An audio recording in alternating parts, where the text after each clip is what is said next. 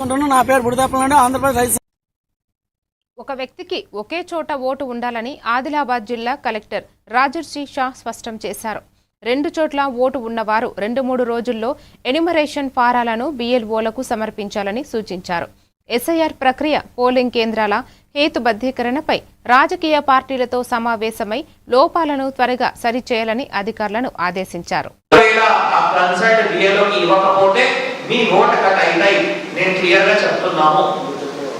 Enumeration form ఇస్తేనే మళ్ళీ vote ఉంటాయి. ఎన్యుమరేషన్ ఫార్మ్ ఇవ్వకపోతే ఓటు ఉండడానికి వీల్లేవు, ఓటు కట్ అవుతాయి.